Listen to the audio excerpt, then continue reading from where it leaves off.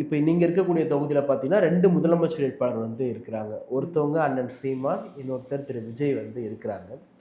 அவங்க 2 பேரும் இருக்கிற இடத்துல தான் நான் இருக்கேன். அண்ட் அண்ணன் சீமான் வந்து எனக்கு தான் ஓட்டு போட போறாரு. ஸோ அந்த ஒரு பெருமிதம் கண்டிப்பா எனக்கு நிச்சயமா இருக்கு. நான் வந்து விஜய் அவர்களை எதிர்த்து நிக்கிறேன். விஜய் அறிவிச்சார் இல்லையா, மகளிர் தின விழாவில் பார்த்தீங்கன்னா 2500 ரூபாய் தரேன், 15,000 ரூபாய் வந்து கல்வி இடைநிற்றலை தடுக்க தரேன்னு சொல்லிட்டு குறிப்பாக இந்த 6 சிலிண்டர்லாம் கொடுத்து பெண்களை பயங்கர மகிழ்ச்சிக்குள்ள உள்ளாக்குறாரு. எப்படி பாக்குறீங்க அந்த ஸ்கீம்ஸ் எல்லாம்? திமுகவோட வாக்குறுதி என்ன, அதிமுகவோட வாக்குறுதி என்ன, நாம் தமிழர் கட்சியோட வாக்குறுதி என்ன, இந்த 3 லிஸ்டையும் வச்சிருந்திருப்பார் போல.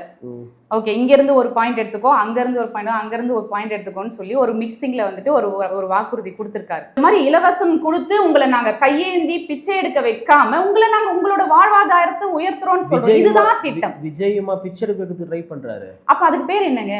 2500 ரூபாய் நான் உனக்கு வந்து ஃப்ரீயா தரேன், நீ கை நீட்டி என்கிட்ட அந்த 2500 ரூபாய் வாங்கு, நீ அதுக்காக உன் ஓட்டை எனக்கு கொடு அப்படின்னு கேட்கறதுக்கு பேர் என்ன? நிம்மதி ப்ராப்பர்ட்டி மேனேஜ்மெண்ட், உங்கள் பழைய வீட்டை புதிய வீடாக மாற்றலாம் வாங்க. வாய்ஸ் ஆஃப் தமிழ்நாடு பார்வையாளர்களுக்கு வணக்கம். இன்றைய சிறப்பு நேர்காணலில் நம்முடன் இணைந்திருப்பவர் நாம் தமிழ் கட்சியினுடைய சோழிங்கநல்லூர் சட்டமன்ற தொகுதியின் வேட்பாளர் சகோதரி ஜெயலட்சுமி அவர்கள். வணக்கம். வணக்கம். எப்படி இருக்கீங்க? நல்லா இருக்கேன். நீங்க எப்படி இருக்கீங்க? நல்லா இருக்கேன். இப்போ நீங்க சோழிங்கநல்லூர் தொகுதியில வந்து போட்டிடுறீங்க. முதல்ல நாம் தமிழ் கட்சிக்குள்ள எப்போ வந்தீங்க? கட்சியில் எவ்வளோ நல்லா பணி செஞ்சுட்டு இருக்கீங்க? உங்களுடைய ஆரம்ப கால வாழ்க்கையை பற்றி சொல்லுங்க. ஸோ ஆரம்ப கால வாழ்க்கைனா நான் வந்து சென்னையில் ஸ்டார்ட் பண்ண என்னோட ஜேர்னி பார்த்தீங்கன்னா காலேஜ் டைமில் அண்டர் கிராஜுவேட் இங்கே தான் பண்ணேன். பிஜி போஸ்ட் கிராஜுவேட்டும் நான் வந்து சென்னையில் தான் பண்ணி அதை முடிச்சுட்டு ஐடி கம்பெனியில் வேலைக்கு சேர்ந்தேன். ஸோ அது நேட்டிவ் சென்னையா நீங்கள்? இல்லைங்க, நான் வந்து எனக்கு திருவண்ணாமலை டிஸ்ட்ரிக்ட், தேவிகாபுரம் தான் என்னோடய ஊர். அங்கே தான் ஸ்கூல் ஸ்டடீஸ் எல்லாமே அங்கே தான் முடித்தேன். அதுக்கப்புறம் நான் காலேஜ்க்காக தான் நான் வந்து சென்னை வந்தது. ஸோ சென்னையில் டிகிரி முடிச்சுட்டு வேலைக்கு போயிட்டு இருந்தேன். அப்புறம் திருமணம் ஆச்சு. திருமணம் முடிஞ்சதுக்கப்புறமா நாங்கள் வந்து ஒரு 1.5 வருஷம் இங்கே இருந்தோம். அதுக்கப்புறம் நாங்கள் வந்து யூஎஸ் போயாச்சு. ஸோ யூஎஸில் இருந்துட்டு நாங்கள் வந்து 2020 தான் நாங்கள் வந்து திரும்ப இந்தியாவுக்கு வந்து எங்களோட பயணத்தை தொடங்குகிறோம். ஸோ கோவிட் டைம் பெருசாக வெளியே வரலை. அதுக்கப்புறமா தான் வந்துட்டு எனக்கு இந்த நாம் தமிழர் கட்சியோட பரிச்சயம். ஸோ என்னோட ஃபேமிலி மெம்பர்ஸ் ஃபேமிலியே நாம் தமிழ் கட்சி இருக்காங்களா, இல்லை நீங்கள் தான் முதல் முறையாக சேர்றீங்களா கட்சி? இல்லை, ஃபேமிலியில் இருக்காங்க, ஆல்ரெடி மெம்பர்ஸ் இருக்காங்க. அவங்க மூலமாக அவங்க சொல்கிறதெல்லாம் கேட்டு தான் வந்துட்டு எனக்கு கட்சி மேலே ஈடுபாடு வந்து அதுக்கப்புறம் தான் வந்து பயணிக்க ஆரம்பிக்கிறேன். ஸோ ஒரு 2 வருஷமாக நான் வந்து கட்சியோட இணைஞ்சு பயணிச்சுட்டு இருக்கேன். கட்சியில் இணைஞ்சு பயணிக்கிறீங்க. ஓகே, இந்த வேட்பாளராக போட்டியிடக்கூடியது எப்படி அண்ணன் உங்களை தெரிவு செஞ்சாரா, இல்லை உங்களுக்கே விருப்பமா முதல்ல போட்டியிடணும் அப்படின்றது? இல்லை, இது வந்து முழுக்க அண்ணன் தேர்வு செஞ்சது தான். ஸோ நான் சோழிங்கநல்லூர் தொகுதியை சேர்ந்தவங்கன்னு அண்ணனுக்கு நல்லா தெரியும். ப்ளஸ் என் ஃபேமிலி மெம்பர்ஸும் வந்துட்டு ரொம்ப ஈடுபாடோடு இருக்காங்கன்னு தெரியும். அண்ணனுக்கு வந்து என்னென்னா, இப்போ சிட்டியில் வந்து ஒரு க்ரைட்டீரியா இருக்கும் இல்லையா, நம்ம வந்து படித்தவங்களா இருக்கணும். நாம் தமிழர் கட்சிக்குன்னு வந்துட்டு ஒரு க்ரைட்டீரியா வச்சுருக்காங்க இல்லையா. என்ன படிச்சிங்க நீங்கள்? நான் எம்சிஏ முடிச்சிருக்கேன். எம்சிஏ எங்கே படிச்சிங்க? எம்சிஏ வந்து Velammal engineering college. Okay. Under graduate வந்துட்டு அண்ணா Adarsh college, Anna Nagar. Okay. So இதில் வந்துட்டு அண்ணனுக்கு வந்து அந்த க்ரைட்டீரியா மீட் பண்ணுறது, ப்ளஸ் கட்சியில் ஈடுபாடு, ஃபேமிலியோட ஈடுபாடு அதிகமாக இருக்கிறதுனால அண்ணன் வந்து என்னை வந்து சூஸ் பண்ணாங்க. இப்போ நீங்கள் வேட்பாளராக போட்டிடுறீங்க இல்லையா, தொகுதியில் உங்களுக்கான வரவேற்பு எப்படி இருக்குது? ஜென்ரலாகவே வந்துட்டு நான் போன இடங்களில் நாம் தமிழர் கட்சிக்குன்னு ஒரு மரியாதை இருக்குது. வரவேற்பை விட அவங்க வந்து நம்ம கட்சியை வந்து ரொம்ப ஒரு மரியாதையாக பார்க்குறாங்கன்ற புரிதல் எனக்கு வந்திருக்கு. நம்ம போன இடத்துல எல்லா இடத்துலையுமே வந்துட்டு மக்கள் சொன்னது எல்லாமே 2 கட்சிக்கும் மாற்றி ஓட்டு போட்டு நாங்கள் ஏமாந்தது தான் மிச்சம். இந்த தடவையாச்சும் வந்து அண்ணன் சீமானுக்கு ஓட்டு போடணும் அப்படின்ற பெரும்பாலான மக்கள்கிட்டேருந்து வந்த குரலாக நான் வந்து இந்த ஸ்டேட்மெண்ட் தான் நான் வந்து பார்க்குறேன். 2 கட்சியுமே மாற்றி ஏமாற்றி இருக்கிறதுனால ரொம்ப அதிருப்தியில் இருக்காங்க. அதனால் வந்து கண்டிப்பாக மக்கள் வந்து நாம் தமிழர் கட்சியோட கொள்கைகளை பிடிச்சு இந்த தடவை கண்டிப்பாக அண்ணன் சீமான் வரணுன்ற ஒரு நம்பிக்கையில் இருக்காங்க. மக்கள் கண்டிப்பாக ஓட்டு போடுவாங்கன்ற நம்பிக்கையும் எங்களுக்கு இருக்குது. இப்போ சோழிங்கநல்லூர் தொகுதியில் இப்போயும் இருக்கக்கூடியவர் திமுகவினுடைய எம்எல்ஏ தான் வந்து கரண்ட் எம்எல்ஏ இருக்காரு. தொகுதியுமே பார்த்தீங்கன்னா அது செங்கல்பட்டு மாவட்டமாக இருந்தாலுமே வந்து கிட்டத்தட்ட சென்னை தான். சோழிங்கநல்லூர் தொகுதி பொறுத்தவரைக்கும் சென்னை தான். அது ஒரு சென்னையை சார்ந்த ஒரு தொகுதியாக தான் பார்க்கப்படுது. தொகுதியினுடைய வளர்ச்சி திட்டங்கள்லாம் எப்படி இருக்குது? இல்லை வந்து ஒரு மாதிரி அந்த புறநகர் சார்ந்த தொகுதி மாதிரி தான் இருக்கா, இல்லை ஒரு நகரம் சார்ந்த சென்னை சார்ந்த இப்போ இங்கே இருக்கக்கூடிய எழும்பூர் இந்த மாதிரி சில டெவலப்மெண்ட்ஸ்லாம் இருக்கும், அந்த மாதிரி இருக்கான்னு கேட்குறேன். நிறைய ஐடி கம்பெனிஸ் இருக்கக்கூடிய ஏரியா இல்லையா, அதனால் கேட்குறேன். வளர்ச்சின்னு பார்த்தீங்கன்னா ஐடி துறைக்கான வளர்ச்சின்னு வந்துட்டு நம்ம கட்டிடங்களை வச்சு சொல்லலாம். கண்டிப்பாக அந்த ஓஎம்ஆர் ஸ்ட்ரெச் ஃபுல்லாக ஐடி கம்பெனிஸ் இருக்குது. ஸோ அது வந்து திமுக திரு எம்எல்ஏ வந்து அரவிந்த் ரமேஷ் அவர்கள். ஸோ அவங்க வந்துட்டு ஒரு சில வளர்ச்சி திட்டம் இருக்கு, அது வந்து கண்டிப்பா வந்து மேல்தட்டு மக்களுக்கான வளர்ச்சியா தான் நான் பார்க்குறேன். தவிர ஒரு அடித்தட்டு மக்களுக்கான வளர்ச்சி எல்லோருக்குமான வேலை வாய்ப்பு இல்லைன்றீங்களா? எல்லோருக்குமான வேலை வாய்ப்பு நிச்சயமா இல்லை. வேலை வாய்ப்பு அது ஒரு பக்கம். இன்னொன்று வந்து நம்மளோட இன்ஃப்ராஸ்ட்ரக்சர்னு சொல்லுவோம் இல்லையா, அது வந்து சுத்தமா வந்துட்டு எந்த ஒரு பிளானிங்கும் இல்லாம தான் போயிட்டு இருக்குன்னு நான் சொல்லுவேன். வெறும் ஐடி கம்பெனிஸ் ஐடி எம்ப்ளாயீஸை மட்டும் டார்கெட் பண்ணி பில்டிங்ஸை கொண்டு வந்துட்டாலே அது வந்து நம்ம வந்து வளர்ச்சின்னு சொல்லிட முடியாது. வேலை வாய்ப்பு யாருக்கு அதிகமா இருக்கு, அதே மாதிரி இப்போ வந்து நம்ம எவ்வளோ பில்டிங்ஸ் அங்கே வந்து சோழிங்கநல்லூரில் பார்த்தீங்கன்னா நிறைய ஐடி கம்பெனிஸ் இருக்குது. ஆனால் அதுக்கான ஒரு பேஸ்மெண்ட்னு சொல்லுவோம் இல்லையா, ஒரு இன்ஃப்ராஸ்ட்ரக்சர் அடிப்படை வசதிகளை வந்து எதுவுமே பூர்த்தி பண்ணாமல் நம்ம வந்து பில்டிங்ஸ் கட்டி வைக்கிறதுல வந்து ஒரு வளர்ச்சின்னு சொல்லி முழு வளர்ச்சின்னு சொல்ல முடியாது. அதை தான் நான் பார்க்குறேன். வளர்ச்சினா அது முழுசாக இருக்கணும், முழுமையாக இருக்கணும். கீழே அடித்தட்டு மக்களுக்கான வாழ்வாதாரம் உயராமல் இருந்தாலுமே அது வந்து வளர்ச்சி நம்ம சொல்ல முடியாது இல்லையா. இப்போ நீங்கள் ஏற்கனவே குறிப்பிட்டு தான் நிறைய ஐடி கம்பெனிஸ்லாம் வந்து இருக்காங்க. அப்போ ஐடி கம்பெனிஸ்லாம் இருக்கும்பொழுது பார்த்தீங்கன்னா பொதுவாகவே வந்து என்ன தோணும்னா அங்கே நிறைய வேலை வாய்ப்புகள்லாம் இருக்குன்னு தான் தோணும். வேலை வாய்ப்புகள் அதிகமாக அங்கே இருக்கா, இல்லை ஒரு குறிப்பிட்ட செக்டருக்கு மட்டும் தான் வேலை வாய்ப்பு இருக்குன்னு நீங்கள் சொல்கிறீங்க இல்லையா? அப்போ பெரும்பாலான மக்களுக்கு வந்து வேலை வாய்ப்பே இல்லாமல் எப்படி ஒரு தொகுதி இருக்குன்னு நான் கேட்குறேன்.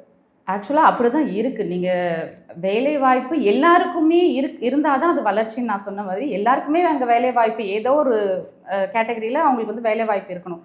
இப்போ இங்கே இருக்கிற வேலை வாய்ப்பு பார்த்திங்கன்னா ஐடி சம்மந்தமான வேலை வாய்ப்புகள் தான் இருக்குது. அதுலேயுமே வந்து முழுசாக இருக்கான்னு கேட்டிங்கன்னா கிடையாது. அப்போ மற்றவங்களோட வேலை வாய்ப்புக்கு என்ன பண்ணியிருக்காங்க இந்த அரசு இது வரைக்கும்? குடிசை மாற்று வாரியம்லேருந்து இங்கே கொண்டு வந்து நம்ம செம்மஞ்சேரி ஆகட்டும், பெரும்பாக்கம் ஆகட்டும், கண்ணகி நகர், இவங்கெல்லாம் அங்கேருந்து மாற்றினதுக்கு அப்புறமும் இவங்களுக்கான வேலை வாய்ப்பு வளர்ச்சி திட்டம்னு வந்து எதுவும் கொண்டு வரப்படலை. இவங்க இன்னமும் வந்துட்டு அவங்களோட பழைய இடத்துக்கு போய் தான் அவங்களோட வாழ்வாதாரத்துக்கான வேலையை பார்க்குறாங்க. ஸோ அதுதான் நான் கேட்கறதுக்கு காரணம் அதுதான். ஏன்னா இங்கே இருக்கிற மக்களை தான் அவங்க கொண்டு போனாங்க. அப்படி கொண்டு போயிட்டு அவங்களுக்கு அதற்கான வேலை வாய்ப்புகளுக்கான எந்த சூழலுமே இல்லாத ஒரு இடமா இருக்கான்னு கேட்குறேன். நிச்சயமா அப்படிதான் இருக்கு. நான் நேரடியாக போய் பார்த்த வரைக்குமே அவங்களுக்கு வந்துட்டு அந்த இடத்துல சோழிங்கநல்லூர்லேயே வேலை பார்க்கறதுக்கான ஒரு வாய்ப்புகள் இல்லை. அவங்க மிஞ்சி போனால் அவங்க வேலை பார்க்குறது என்ன, ஒரு வீட்டுக்கு வேலை செய்ய போகிறாங்க, ஹவுஸ் கீப்பிங் வேலை பார்க்குறாங்க, கம்பெனியில் ஹவுஸ் கீப்பிங் வேலை பார்க்குறாங்க. வீட்டு வேலைகள் சம்பந்தமாக ரொம்ப அடிமட்டமாக வேலை செய்கிற அந்த மாதிரியான வேலைகளுக்கு தான் அவங்கள வந்து கூட்டிகிட்டு போகிறாங்களே தவிர அவங்க அந்த மாதிரியான வேலைகள் தான் பார்க்குறாங்களே தவிர அதுக்கு அடுத்த கட்டமாக அவங்களோட வளர்ச்சி என்ன அப்படின்றதுக்காக வந்து இன்னும் ஒரு கேள்விக்குறியாக தான் இருக்குது. இப்போ நாம் தமிழ் கட்சியில் வந்து 234 தொகுதியிலுமே வந்து பாதி பெண்கள் பாதி ஆண்கள் சொல்லிட்டு நிற்க வச்சிருக்காரு. இந்த மாதிரி நிற்க வைக்கிறது எல்லாமே சும்மா பேருக்காக தான் நிற்க வைக்கிறாங்க. நீங்கள் ஜெயிக்குவா போகிறாங்க இவங்க, அதனால ஒரு அடையாளத்துக்காக நிற்க வைக்கிறாங்கன்னு ஒரு விமர்சனம் வருது இல்லையா? அதுக்கு உங்களுக்கு பதில் என்ன? ஜெயிக்க போகிறது இல்லை அப்படின்றது வந்துட்டு அது உங்களோட நம்பிக்கை. ஜெயிக்க போகிறோன்றது தான் எங்களோட நம்பிக்கை. கண்டிப்பாக ஜெயிப்போம். அந்த நம்பிக்கையில தான் வந்துட்டு அண்ணன் வந்து ஈக்குவலாக சமமாக எல்லாருக்கும் வந்துட்டு வாய்ப்பு இருக்கணும், எல்லாரையும் சமமாக பார்க்கணுன்றது நாங்கள் இங்கேருந்தே ஆரம்பிக்கிறோம். நம்ம சமூகம் வந்து சமமாக பெண்களுக்கும் ஆண்களுக்கும் உரிமை கொடுக்கணுன்றதை வந்து நாங்கள் இங்கேருந்தே தான் எங்களோட ஜேர்னியை ஆரம்பிக்கிறோம். இப்போ நான் என்ன கேட்குறேன்னா, ஓகே நாங்கள் ஜெயிக்க மாட்டோம் அப்படின்ற நம்பிக்கையில நாங்கள் வந்து நிற்க வைக்கிறீங்கன்னு சொல்றீங்க. சரி, ஜெயிச்ச கட்சிகள் நீங்கள் நிற்க வைங்களேன். நீங்கள் ஜெயிச்சிட்டீங்க, இத்தனை வருஷமா நீங்கள் வந்து ஆட்சியில் இருக்கீங்க, உங்களால் நீங்கள் ப்ரூவ் பண்ணிட்டீங்கன்னு நீங்கள் நினைக்கிறீங்களே, நீங்கள் வந்து நிற்க வைக்க வேண்டியதானே. நீங்கள் ஏன் நிற்க வைக்கல? 50% பெண்களுக்கும் 50% ஆண்களுக்கும் நீங்கள் நிற்க வச்சிருக்கலாமே. அந்த உரிமையை நீங்கள் ஏன் இன்னும் தரல? உங்ககிட்ட ஆட்சி இருக்குது, அதிகாரம் இருக்குது, பணபலம் இருக்குது, எல்லாம் இருக்குது. ஆனால் நிற்க வைக்கிறதுக்கு நீங்கள் தயங்குறீங்க ஏன்? இல்லை, அதுக்கான கெப்பாசிட்டி லெவலில் தான் தேர்ந்தெடுக்க முடியும். நம்ம சும்மா பேருக்காக ஆணும் பெண் நிற்க வைக்க முடியுமான்னு கேட்குறாங்க. கெப்பாசிட்டி இல்லைன்றது நீங்கள் எப்படிங்க சொல்லுவீங்க? நீங்கள் நிறுத்தி நாங்கள் எங்களுக்கு ஓட்டு போட்டு நாங்கள் ஜெயிச்சு வந்ததுக்கப்புறம் எங்களுக்கு கெப்பாசிட்டி இருக்கா இல்லையான்னு நீங்கள் பாருங்கள். நாங்கள் ஆட்சி அதிகாரத்தில் உட்காந்ததுக்கப்புறம் எங்கள் கெப்பாசிட்டி என்னன்னு பாருங்கள். பார்க்காமே நீங்கள் எப்படி வந்து டிசைட் பண்ணுவீங்க? ஒரு வேலையை செய்யும் போது தான் தெரியும் அவங்களுக்கு அந்த வேலை செய்ய தெரியுதா செய்ய தெரியலையா. சென்னையினுடைய மேயர்லாம் ஒரு பெண் தான், அது ஒரு இளம் பெண் தான். ஒரு மேயர் மட்டுமே வச்சுக்கிட்டு நீங்கள் வந்து மொத்த கட்சிக்கும் நீங்கள் வந்து அடையாளமாக நிறுத்தாதீங்க. ஒரு மேயர் பத்தாது, அது வந்து ஒரு அடையாளமாக நீங்கள் காட்ட முடியாது. இப்போ நீங்கள் சொன்னீங்க இல்லையா, நீங்கள் வெளிநாட்டில் போய் வேலை செஞ்சுட்டு வரீங்க, மறுபடியும் சென்னைக்கு இங்கே வரீங்க, நம்ம தமிழ்நாட்டுக்கு வரீங்க அப்படின்றப்போ பணிபுரிகிற இடத்துல இல்லை நம்ம இருக்கக்கூடிய இடத்துல இந்த வளர்ச்சி திட்டங்கள் வந்து ரெண்டு இடத்துல வேறு விதமாக இருக்க பார்க்குறீங்களா? இப்போ வந்து நீங்கள் திருவண்ணாமலையிலேருந்து சென்னைக்கு வரீங்கன்னா திருவண்ணாமலை காட்டிலும் சென்னை ரொம்ப பெட்டராக இருக்கும், நிறைய இன்ஃப்ராஸ்ட்ரக்சர் வளர்ச்சி எல்லாமே பெட்டராக இருக்கும். நிச்சயம். ஈவன் நீங்கள் ஃபாரின் போகும்பொழுது அங்கே ஒரு வளர்ச்சி திட்டங்கள் வந்து இருக்கும். இந்த கம்பேரிசன் எப்படி பார்க்குறீங்க இந்த வளர்ச்சி விகிதம்? வளர்ச்சி வந்து நமக்கு வந்து ஒரு எக்ஸ்போஷர் கிடைக்கிற வரைக்கும் தான் நம்ம இருக்கிற இடம் நம்ம வளர்ந்துட்டோம்னு நம்ம நினைப்போம். நம்ம எப்போ நம்ம வந்து அந்த பவுண்டரி லிமிட்டை தாண்டி நம்ம வெளியே போகும்போது தான் நம்ம வந்து பின்னாடி இருந்த இடம் வளர்ந்த இடம் கிடையாது, வளர்ச்சி பெற்ற இடம் கிடையாதுன்னு புரியுது.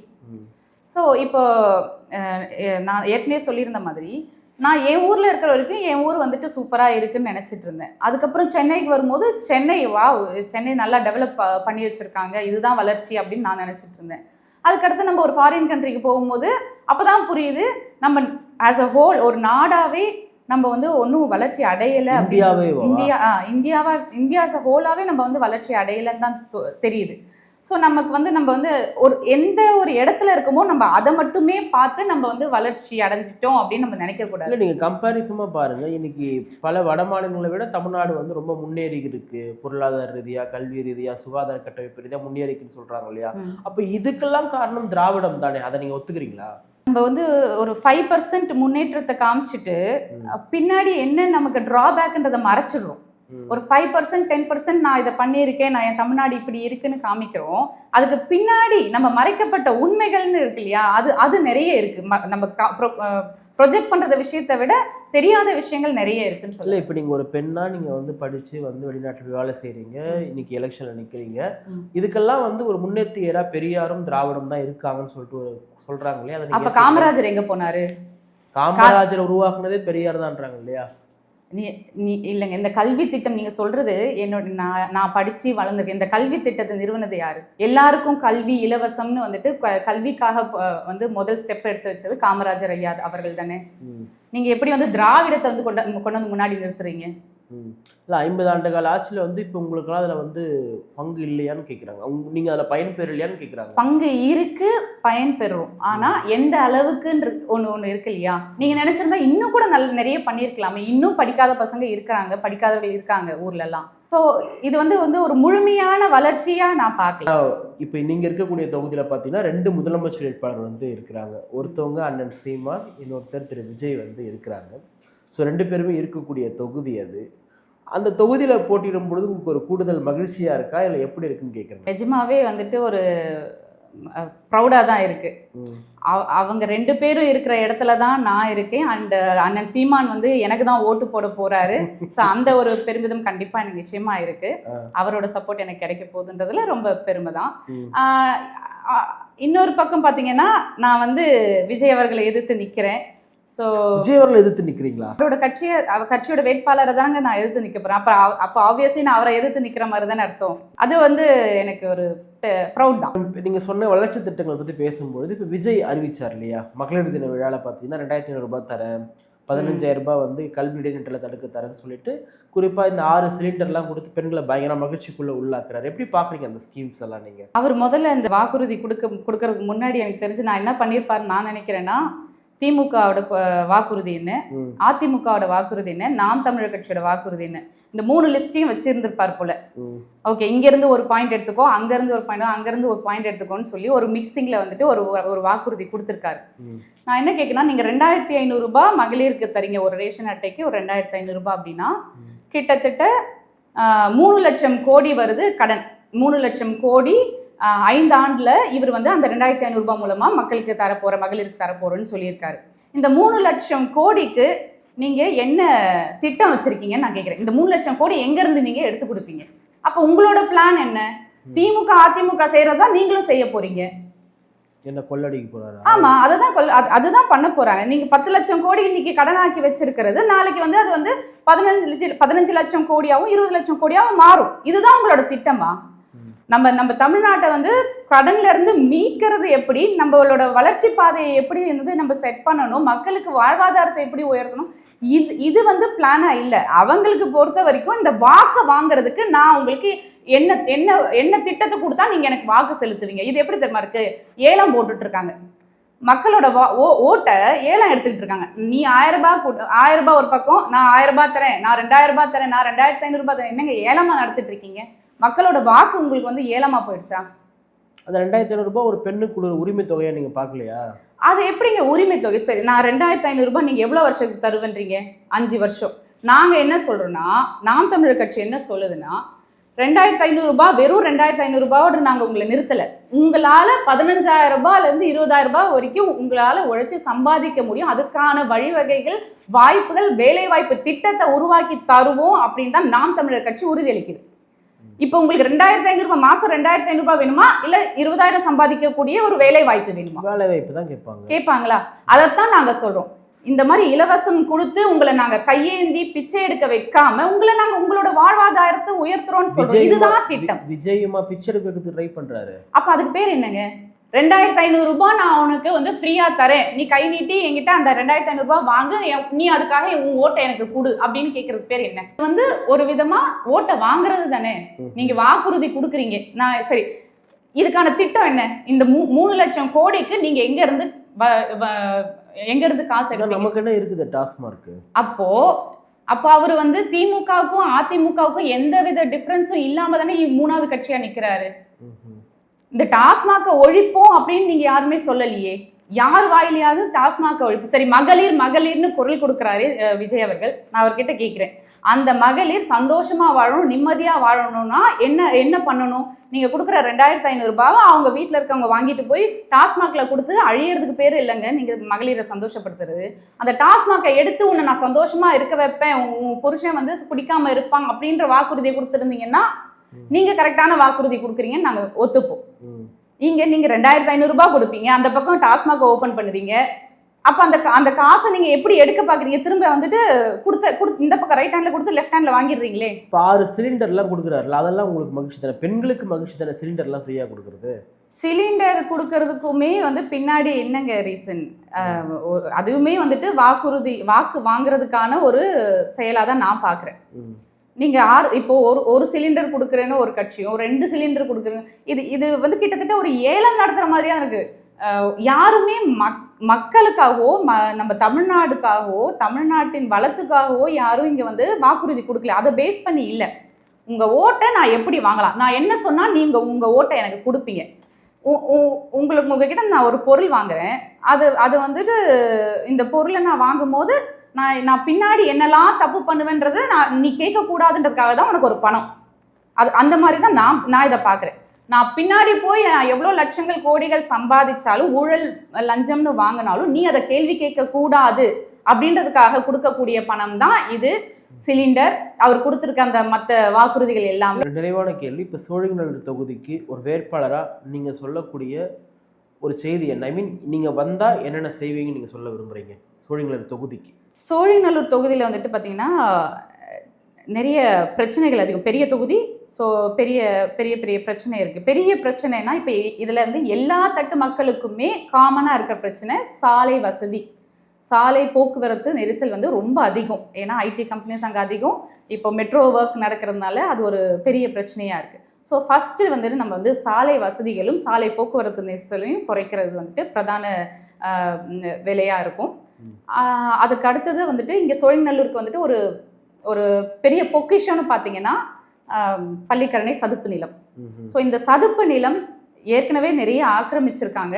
அதில் குப்பைகளை கொட்டி ரொம்ப மாசுபடுத்தியிருக்காங்க. ஸோ இந்த குப்பை தேக்கத்தை குறைச்சி சதுப்பு நிலத்தை மீட்கிறது அடுத்த பிரதான கொள்கையாக இருக்கீங்க. இப்போ நான் சோழிங்கநல்லூருக்கு தேர்ந்தெடுக்கப்பட்டா என்னோட தலைமையில் கண்டிப்பாக வந்துட்டு சதுப்பு நிலம் மீட்பும் குப்பை கிடங்கை வந்துட்டு அடியோடு அகற்றுறதும் வந்து கண்டிப்பாக என்னோட பிரதான ஒரு வேலையாக இருக்கும். அடுத்ததாக வந்து மதுபானமும் போதைப் பொருள் பழக்கமும் வந்துட்டு அதிக அளவில் மக்கள் குறையாக சொல்கிற விஷயம். ஸோ அதுக்கான ஒரு முற்றுப்புள்ளி கண்டிப்பாக நாம் தமிழர் கட்சி ஒரு முற்றுப்புள்ளி வைக்கும். ஸோ இதெல்லாம் வந்துட்டு கண்டிப்பாக வந்து பிரதான கொள்கைகளாக இருக்குது எங்களோட கட்சியில். ஸோ இதுக்கப்புறம் பார்த்தீங்கன்னா அடிப்படை வசதிகள் கண்டிப்பாக நாங்கள் இலவசமாக தரோன்னு சொல்லியிருக்கோம். குடிநீர், இலவச தரமான குடிநீர், இலவச கல்வி, அதுவும் இப்போ இருக்கிற எல்லாமே இலவசம்னு சொல்கிற எல்லாமே எதுவும் தரம் இல்லாமல் இருக்குது. ஸோ அந்த இலவச கல்வியும் மருத்துவத்தையும் வந்துட்டு நாங்கள் தரமாக கொடுப்போன்றது எங்களோட நாம் தமிழர் கட்சியின் ஒரு வாக்குறுதி. நிகழ்ச்சியில் பங்கேற்று பல்வேறு கருத்துக்களை பகிர்ந்தமைக்காக நன்றி.